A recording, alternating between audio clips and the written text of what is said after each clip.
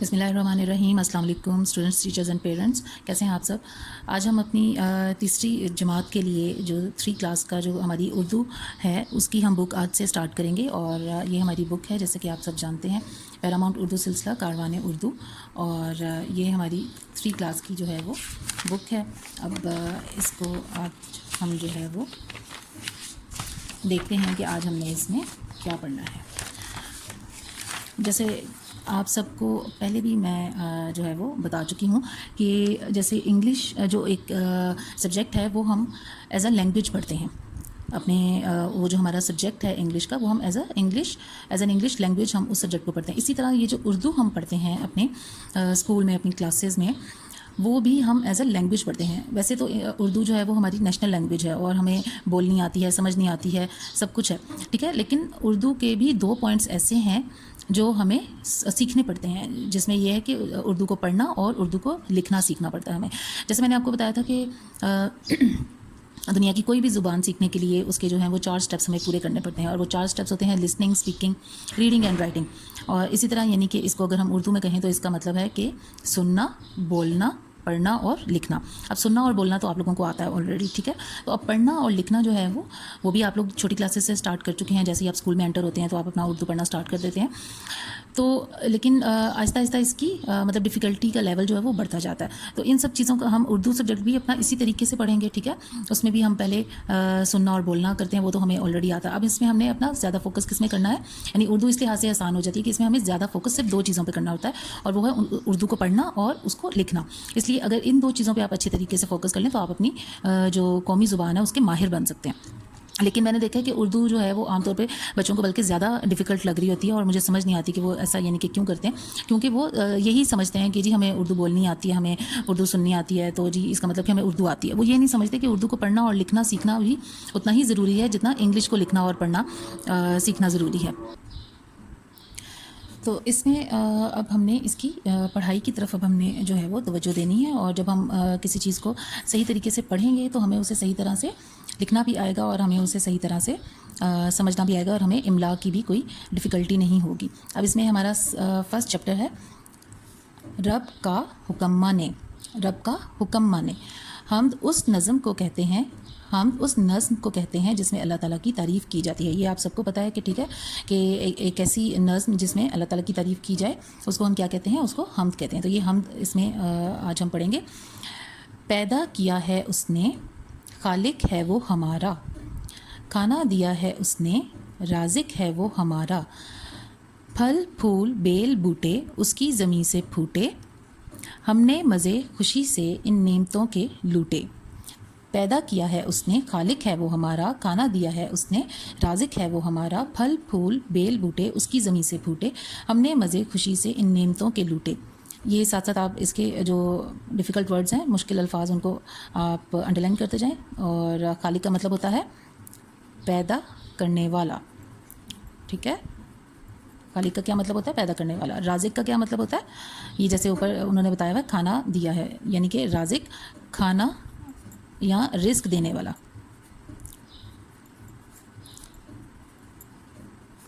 फल फूल बेल बूटे, बेल बूटे क्या होते हैं, ये भी पौधे होते हैं, ठीक है। बेल बूटे पौधे, उसकी ज़मीन से फूटे, फूटे यानी उगे, हमने मज़े खुशी से इन नेमतों के लूटे, यानी कि हम इन नेमतों के जो है वो मज़े लूटते हैं। उसने जहाँ बनाया, मालिक है वो जहाँ का, मालिक है इस ज़मीं का, मालिक है आसमां का। अब चाहिए ये हमको उस रब का हुक्म माने, उसके सिवा किसी को हाकिम ना अपना जाने। उसने जहाँ बनाया, जहाँ का क्या मतलब है, दुनिया, ठीक है। उसने जहाँ बनाया, मालिक है वो जहाँ का, मालिक है इस ज़मीं का, मालिक है आसमां का। अब चाहिए ये हमको उस रब का हुक्म माने, उसके सिवा किसी को हाकिम ना अपना जाने। हाकिम यानी हुक्म देने वाला। और इस नज़्म के, इस हम्द के जो शायर हैं उनका क्या नाम है, उनका नाम है माइल खैराबादी। اب اس کے یہ ہم نے یہ کر لیا. اب اس میں صفاتی نام, یہ سب سے چیز پہلی انہوں نے بتائی ہے صفاتی نام. صفاتی نام ان ناموں کو کہا جاتا ہے جن سے اللہ تعالیٰ کی کوئی صفت ظاہر ہوتی ہے, یعنی جس میں خوبی کوئی ظاہر ہوتی ہے. ٹھیک ہے, اللہ تعالیٰ کی تمام ہی خوبیاں ہیں, تو وہ ایسے نام جن کو استعمال کر کے, ایسے الفاظ جن کو استعمال کر کے ہم خوبی بیان کرتے ہیں اللہ تعالیٰ کی, ان کو ہم کیا کہتے ہیں, ان کو ہم کہتے ہیں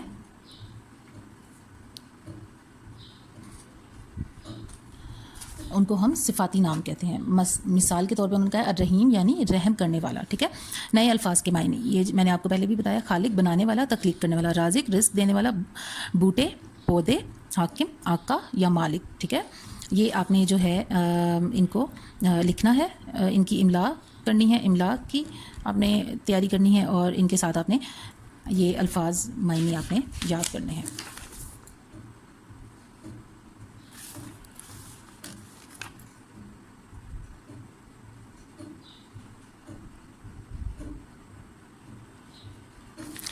اب یہاں پر ہم آ جاتے ہیں اس کے سوال جواب کے اوپر. ٹھیک ہے, سب سے پہلا سوال ہے حمد کسے کہتے ہیں. یہ اس کا جواب آپ کو اس میں یہاں پر مل جائے گا, یہ اس کے پہلے اس میں آپ کو مل جائے گا. یہاں پر حمد اس نظم کو کہتے ہیں جس میں اللہ تعالیٰ کی تعریف کی جاتی ہے. یہ پورا یہ اس کا فرسٹ والے کا آنسر ہے. یہاں پر سیکنڈ ہمارا کویشچن ہے, نظم میں دیے گئے صفاتی ناموں کے علاوہ اللہ تعالیٰ کے صفاتی نام سوچ کر لکھیے. اللہ تعالیٰ کے بہت سے صفاتی نام ہیں. ٹھیک ہے, آپ ان میں سے جو ہے وہ کچھ صفاتی نام خود سے آپ نے سوچ کر جو ہے وہ لکھنے ہیں. یہ والا کویشچن آپ نے خود سے کرنا ہے.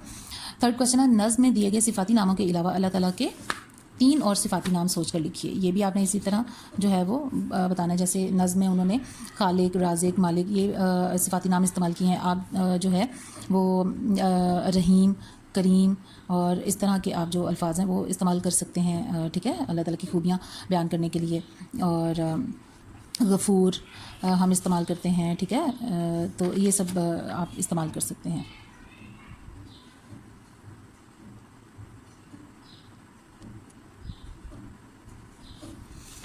نیکسٹ کویشچن ہے, اللہ تعالیٰ کی دی ہوئی 5 نعمتوں کے نام لکھیے اور ان کی تصویریں اپنی کاپی میں بنا کر رنگ بھریے. ٹھیک ہے, آپ نے اللہ تعالیٰ کی دی ہوئی کوئی سی بھی 5 نعمتوں کے نام لکھ کر ان کو اپنی کاپی پہ آپ نے بنانا ہے, اور ان کے پھر آپ نے پکچرز بنانی ہے. ٹھیک ہے, نظم کا جو شعر آپ کو سب سے اچھا لگا ہے اسے 3 بار اپنی کاپی میں خوش خط کیجیے. یہ آپ کا خوش خطی کا کام ہو گیا. ٹھیک ہے, اب یہاں پر آ جاتا ہے 4 ایسی باتیں لکھیں جن سے اللہ تعالیٰ خوش ہوتے ہیں. مثلاً سچ بولنا. اب یہ بچے نے یہاں پر لکھا ہوا ہے رحم کرنا, اس نے سلوک سے پیش آنا. ٹھیک ہے, یہ اس نے یہاں پہ کچھ لکھتے ہوئے شاید چھوڑ دیا ہے. ٹھیک ہے, آپ یہاں پہ خود سے لکھ سکتے ہیں عبادت کرنا اور غریبوں کا خیال رکھنا یا بڑوں سے اچھے طریقے سے پیش آنا. ٹھیک ہے, کچھ بھی آپ یعنی کہ لکھ سکتے ہیں, بڑوں کی عزت کرنا. 4 ایسی باتیں لکھیے جو اللہ تعالیٰ کو پسند نہیں اور آپ بھی ان سے بچیں گے. لڑنا جھگڑنا, مثال کے طور پہ لڑنا جھگڑنا. ٹھیک ہے, یہاں پہ لکھا ہوا ظلم, ناشکری, گالیاں, نا اخلاقی. ٹھیک ہے, اس طرح کی چیزیں آپ جو ہے وہ لکھ سکتے ہیں. اب یہاں پر انہوں نے بتایا ہے کہ دائروں میں دیے ہوئے الفاظ کے ہم آواز الفاظ بنائیے. ہم آواز الفاظ کیا ہوتے ہیں؟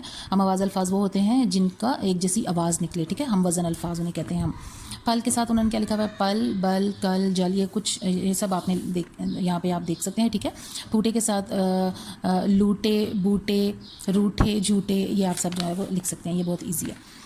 نثر بنانا. نثر ایک تو ہوتا ہے نظم میں جو ہم جو ہے خاص ایک سیکوینس سے جو ہے وہ ہم استعمال کرتے ہیں اپنے الفاظ کو. ٹھیک ہے, تو لیکن نثر میں ہم کیا کرتے ہیں کہ ہم سیدھا الفاظ کو استعمال کر کے تو ایک جملے میں اپنا بات بیان کرتے ہیں. جب شعر کو جملوں میں لکھا جائے تو اسے نثر بنانا کہتے ہیں. جیسے پیدا کیا ہے اس نے, خالق ہے وہ ہمارا. نثر میں ہم اس کو کس طرح لکھیں گے, اللہ تعالیٰ نے ہمیں پیدا کیا ہے, وہ ہمارا خالق ہے.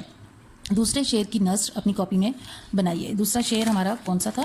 دوسرا شعر تھا ہمارا کھانا دیا ہے اس نے, رازق ہے وہ ہمارا. اللہ تعالیٰ نے ہمیں کھانا دیا ہے اور اللہ تعالیٰ ہمارا رازق ہے. یہ اس کی نثر ہوگی. ٹھیک ہے, یہ بہت ایزی ہے, یہ آپ نے کرنا ہے. دیے ہوئے الفاظ کے حروف الگ کیجیے. یہ بہت آسان ہے, یہ آپ نے جو ہے وہ خود سے کرنا ہے. ٹھیک ہے, اور یہ ہمارا جو ہے چیپٹر وہ ختم ہو گیا. اس میں اگر آپ کو کوئی چیز سمجھ نہ آئی ہو تو وہ آپ نے مجھ سے پوچھنی ہے. ٹھیک ہے, اس کے آپ نے سب سے پہلے اس کی پڑھائی کرنی ہے اور اس کو پھر آپ نے پڑھ کے اپنی مدر کو سنانا ہے، ٹھیک ہے. اور پھر اس کے بعد آپ نے اس کے مشکل الفاظ کی املا لکھنی ہے، اور جو بھی مشکل لگتے ہیں آپ کو الفاظ، ان کو آپ نے اپنی کاپی میں لکھنا ہے اور ان کو 10 ٹائمز لکھ کر ان کی پریکٹس کرنی ہے تاکہ وہ آپ کو اچھے طریقے سے یاد ہو جائیں. پھر وہ املا کی آپ نے جو ہے وہ ٹیسٹ دینا اپنی مدر کو، اور پھر آپ نے الفاظ معنی ان کے یاد کرنے ہیں. پھر جو سوال جواب ہیں وہ آپ نے کرنا ہے، اور پوری ایکسرسائز آپ نے کرنی ہے. یہ بہت ایزی ہے، اور یہ آپ نے پورے ایک ہفتے میں یہ جو ہے اپنا چیپٹر آرام سے جو ہے وہ فنش کرنا ہے. اس کے بعد آپ نے یہ کرنا ہے کہ اس کی جو اس نظم کی جو پوری نظم ہے اس کا آپ نے خلاصہ لکھنا ہے. یہ آپ کی اسائنمنٹ ہے، ٹھیک ہے. اور یہ اسائنمنٹ آپ کے اس کے نمبر ہوں گے، ٹھیک ہے. اور اس چیپٹر کی آپ کی یہ اسائنمنٹ ہے کہ اس پوری نظم کا جو خلاصہ ہے، جو سمری ہے، وہ آپ نے اپنے الفاظ میں لکھنی ہے، یعنی کہ 7 سے 8 لائنوں میں وہ آپ نے لکھنی ہے. Till the next video, take care, اللہ حافظ.